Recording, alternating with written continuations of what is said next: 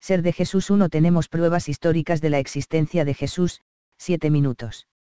Tenemos pruebas históricas de la existencia de Jesús. Por eso, antes de abordar este tema, quiero recordar las dos aproximaciones que podemos tener a Jesús.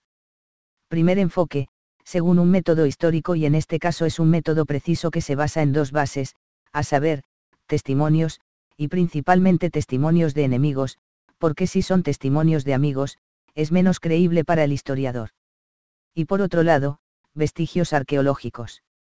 Y luego, hay un acercamiento a Jesús por la fe, por la teología, por ejemplo, el que cree, pero no puede probarlo, pero confía en Dios que este Jesús es Dios hecho hombre. Y eso no tiene nada que ver con la historia, por supuesto. Por lo tanto, estos dos enfoques separados, a pesar de todo, sin duda se unen en un punto. La famosa sábana santa de Turín. Por el momento se resiste a la ciencia. En los años 80 y 90 parece que algunos lo datan en la Edad Media. Y luego se puso en duda. Otras fuentes, al medir este sudario, muestran que hay un problema y que no siempre entendemos cómo se formó esta imagen, que es una leve quemadura en la superficie. Entonces quizás aquí una huella arqueológica se uniría al fenómeno de la resurrección, pero obviamente es tan enorme que la historia requiere más, además de ciencia, y pruebas y verificaciones, lo cual es normal, que es su deber. En cuanto a las pruebas de la existencia de Jesús, en primer lugar, se trata de pruebas arqueológicas, no tenemos ninguna directamente de Jesús. Se dice que hay trozos de cruz y clavos. Pero esta no es una evidencia real. Podrían ser inventos.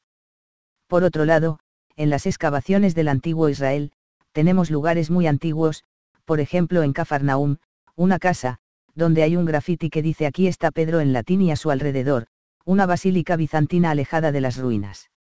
Este es un rastro de que muy temprano en la historia, esta casa fue reconocida como aquella donde vivió Pedro, el primer papa.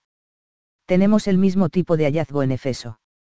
Encontramos una pequeña casa junto al mar, ruinas al menos, que estaba bajo tierra, rodeada por una basílica y tal vez sea la casa de la Virgen, como decía la antigua tradición. Por tanto, otra prueba son los testimonios. Obviamente tenemos los evangelios, pero en términos de método histórico, digamos que son interesantes.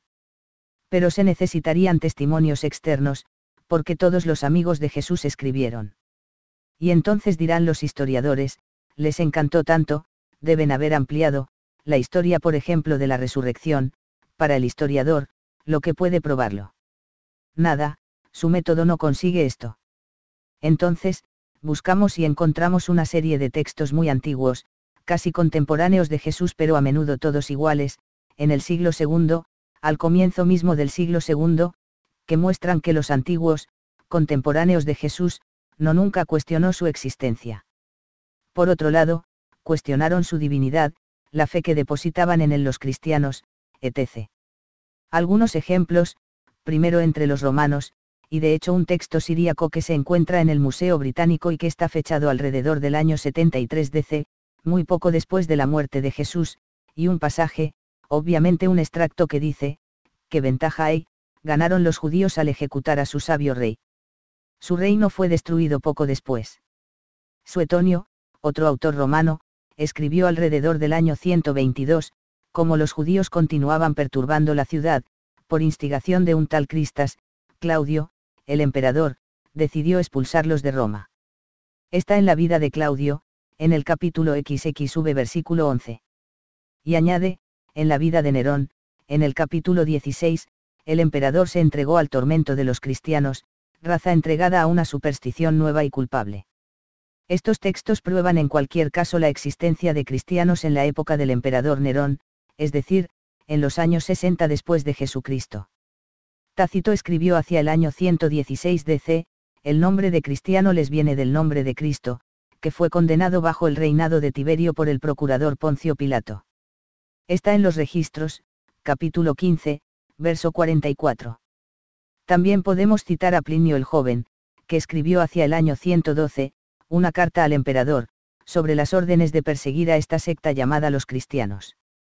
Dice esto, había personas que decían ser cristianas pero que no dudaban en sacrificarse, según las órdenes que yo les daba, para salvar sus vidas. Todo lo que es imposible de conseguir de quienes son verdaderamente cristianos. Pensé que deberíamos liberarlos. Los que se llamaban cristianos afirmaban que toda su culpa o error se limitaba a tener la costumbre de reunirse en días determinados, antes del amanecer, para cantar alternativamente entre ellos un himno a Cristo, como a un Dios. Carta panegírica de Trajano. Y podemos continuar, y hay varios textos así, y todos simplemente dicen que los cristianos creían en Cristo sin negar jamás su existencia. Eso no se nos ocurrió en ese momento. Por otro lado, creo que tenemos un texto que hay que apartar y citar muy fuerte porque forma parte del Talmud. Es interesante porque el Talmud, de Babilonia en particular, fue terminado de escribir alrededor del siglo IV, que comienza justo después del exilio, es decir, de la destrucción de Jerusalén en el año 70 DC, y realizado por los sucesores de los sacerdotes que mataron a Jesús. Bueno, nunca niegan la existencia de Cristo. Se contentan con decir esto: Jesucristo fue ejecutado porque apartó al pueblo de la fe y porque obró milagros con la ayuda de Belcebú. Aquí encontramos las condenaciones que están atestiguadas en el Evangelio. Es en nombre de Satanás que realiza estos milagros. Bueno, diría que este texto completa la demostración de la existencia histórica de Jesús, considerado por los judíos como un impostor ciertamente, pero en cualquier caso habiendo existido, habiendo falsificado, según ellos, mediante milagros y haber seducido al pueblo. Entonces, existió Jesús. Bueno, ya no hay ningún historiador serio que lo niegue, aunque obviamente es más fácil probar la existencia de Mahoma, porque fue un conquistador, un guerrero. Jesús es un humilde carpintero que predicó durante 3 años.